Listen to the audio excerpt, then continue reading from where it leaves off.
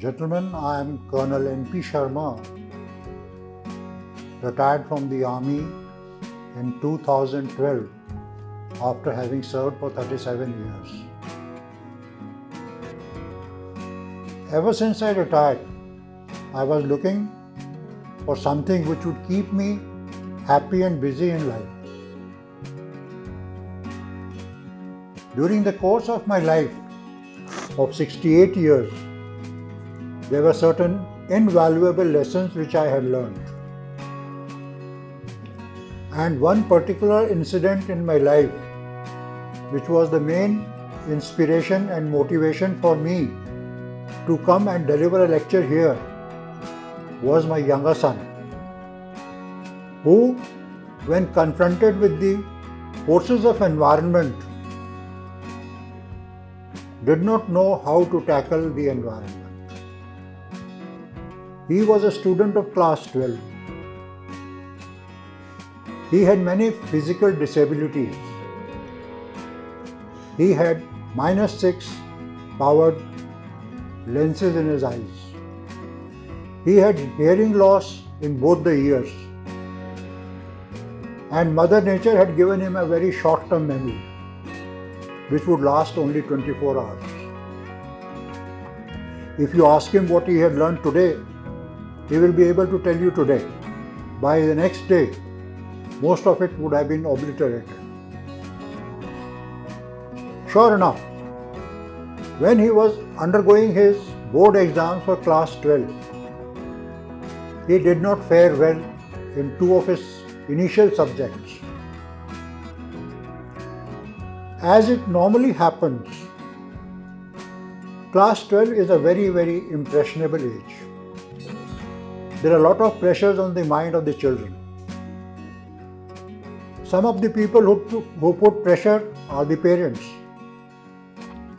A simple example of that can be seen in Kota, Rajasthan, where 25 suicides have taken place this very year due to the pressure of percentages. Apart from this, the teachers also put pressure on the children because quite often the teachers are judged on the basis of the percentages which their children get in the exams, especially the board exams. The friend circle also plays a very important role. In the friend circle of my son, they used to discuss that if they don't do well in their exams, they would do certain things which are very, very detrimental to human nature. My son, he had appeared in 2 exams, did not do very well. Based on this perceived result of those 2 exams and what they used to discuss amongst the friend circle, he started imagining things which were non-existent. What happens in our mind is not what reality is. One can overcome the mind, make the mind our slave rather than becoming a slave of the mind. In the friend circle, they used to discuss that they would commit suicide if they do not get good marks. My son, who by virtue of the discrepancies which I have told you, had not done well in the 2 papers. So he started visualizing a very dark future for himself. And he took the extreme step of committing suicide.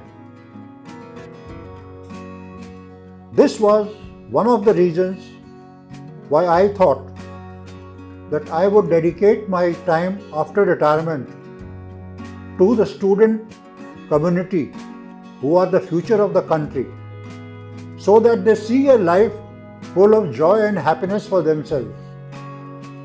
And therefore, I devoted my time and energies to read literature, assimilate the truths given in them, and communicate it to the youth. During the course of my study, I relied heavily on the philosophy of Vedanta, which is a gift of our own great country, and the Bhagavad Gita, which is a song divine given by Lord Krishna to the beautifully trained Prince Arjuna, who was unwilling to do his duties as a Kshatriya prince of fighting the enemies.